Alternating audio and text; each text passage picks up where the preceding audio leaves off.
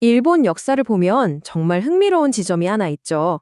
어떻게 신과 같던 천황이 그저 상징적인 존재로 남게 되고 칼을 든 무사, 즉 쇼군이 나라의 실질적인 지배자가 되었을까 하는 점입니다. 그래서 오늘 바로 그 권력이 어떻게 이동했는지 그 과정을 한번 들여다보려고 합니다. 자, 그럼 어떤 흐름으로 이야기가 진행될지 한번 볼까요? 권력의 흐름은 크게 5단계를 거치게 되는데요. 먼저 중앙 집권 국가가 어떻게 만들어졌는지부터 시작해서 그 힘이 약해지고 무사가 등장하고 또다시 혼란을 거쳐 통일이 된 다음 마침내 도쿠가와 시대의 평화가 오기까지 이 순서대로 따라가 보겠습니다. 자, 모든 이야기의 시작점은 바로 천황입니다. 원래 일본은 강력한 여러 시족들의 연합체였잖아요. 그런데 어떻게 이 나라가 천황을 딱 정점에 세운 하나의 중앙 집권 국가로 바뀔 수 있었는지 그 기반부터 살펴보겠습니다. 이게 하루아침에 된 건 아니고요. 수세기에 걸쳐서 기반이 다져졌습니다. 4세기 야마토 시대에 힘있는 시족 연합이 등장한 게 그 시작이었고 592년 아스카 시대에는 불교가 들어오면서 새로운 개혁의 바람이 불었죠. 결정적으로 645년 다이카 개신을 통해 중앙정부의 틀이 만들어졌고 마침내 710년 나라 시대에는 중국 수도를 본떠서 첫 영구 수도까지 건설하면서 중앙 집권 국가의 모습을 갖추게 됩니다. 그럼 초기에 국가는 어떻게 힘있는 지방 세력들을 통제했을까요? 그 해답이 바로 우지 가바네 제도였습니다. 이건 능력에 따라 자리를 주는 게 아니었어요. 혈연 집단인 우지의 우두머리에게 천황이 직접 가바네라는 서열 칭호를 딱 내려주는 겁니다. 모든 권력은 천황에게서 나온다는 걸 확실하게 보여준 거죠. 이 다이카 개신, 이거야말로 일본 역사상 가장 급진적인 개혁 중 하나라고 할 수 있습니다. 핵심은 아주 간단해요. 시족들의 힘의 원천이었던 사유지와 사유민, 이걸 싹 다 없애버리고 모든 땅과 백성은 국가, 즉 천황의 것이라고 선포한 겁니다. 이게 바로 공지 공민 사상인데 강력한 중앙 권력을 만들기 위한 정말 대담한 시도였죠.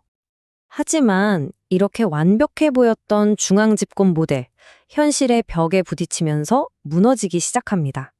이제 권력이 어떻게 천황의 손을 떠나서 궁정 귀족들에게로 넘어갔는지 그 균열이 생기는 과정을 한번 보시죠. 중앙 권력이 무너진 건요, 다른 게 아니라 바로 경제 시스템이 실패했기 때문입니다. 인구는 점점 늘어나는데 세금은 너무 무거우니까 이걸 견디지 못한 농민들이 그냥 땅 버리고 도망가기 시작하는 거죠. 국가의 뿌리부터 흔들리고 있었던 겁니다. 정부가 이 위기를 해결하려고 법을 하나 만들어요. 새로 땅을 개간하면 그 땅은 영원히 개인 소유로 인정해주겠다는 거였죠. 의도는 좋았죠. 그런데 결과가 정말 치명적이었습니다. 이 법 때문에 힘있는 귀족이나 사찰들이 어마어마한 사유지, 즉 장원을 갖게 된 거예요. 국가와 맞먹는 새로운 권력이 탄생해버린 겁니다. 이 권력의 빈틈을 파고든 게 바로 후제와라 가문입니다. 이들의 전략 정말 간단하고 확실했어요. 자기 딸을 천황이랑 결혼시켜서 외손자를 낳게 하는 거죠. 그리고 그 어린 외손자가 천황이 되면 외할아버지로서 섭정자리인 세쇼와 간파쿠를 독차지하는 겁니다. 이런 식으로 사실상 일본을 자기들 마음대로 통치했어요. 천황은 말 그대로 허수아비가 된 겁니다. 수도에서 귀족들이 이렇게 자기들끼리 권력 다툼을 벌이는 동안에 지방에서는 전혀 다른 세상이 펼쳐지고 있었습니다. 바로 칼을 든 자들, 무사 계급이 조용히 힘을 치우고 있었던 거죠.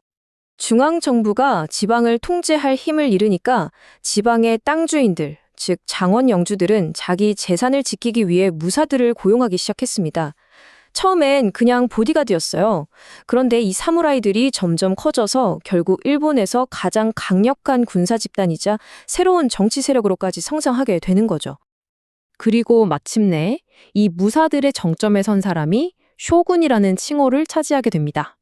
이 순간 권력 구조가 완전히 뒤바뀌는 거예요. 천황은 교토에 그냥 상징으로 남아있을 뿐 나라의 모든 군사력과 정치적 실권은 이제 쇼군의 손에 들어갔습니다. 이 새로운 시대는 법이 아니라 계약으로 움직였어요. 1192년에 세워진 가마쿠라 막부의 핵심은 쇼군과 그 부하인 곡겐인 사이의 개인적인 주종 관계였어요.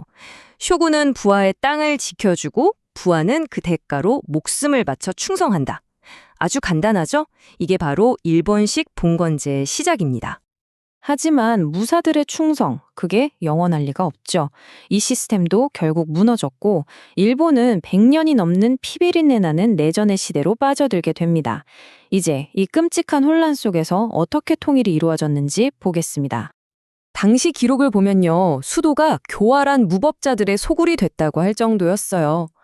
온인의 난으로 쇼군의 권위는 완전히 땅에 떨어졌고 일본은 약육강식의 생고쿠 시대, 즉 전국 시대로 들어섭니다. 힘이 곧 법이고 오직 강한 자만이 살아남는 시대가 온 겁니다. 이 길고 긴 혼란을 끝낸 세 명의 영웅이 차례로 등장합니다.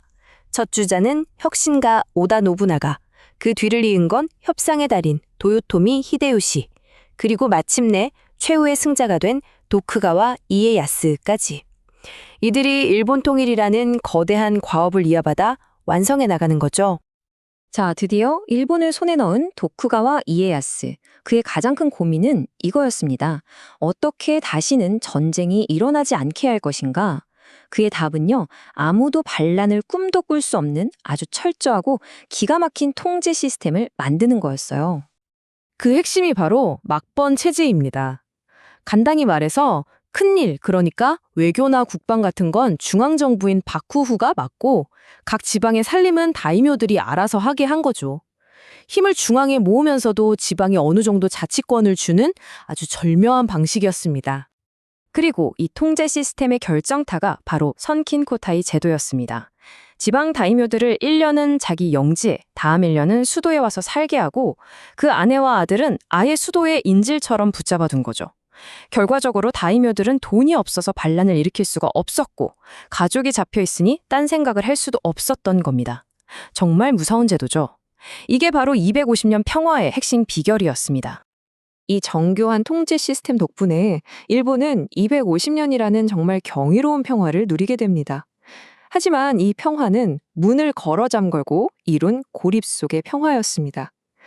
자, 여기서 마지막 질문을 던져봅니다. 서양의 배들이 일본의 문을 쾅쾅 두드렸을 때 이 완벽해 보였던 시스템은 과연 어떻게 됐을까요?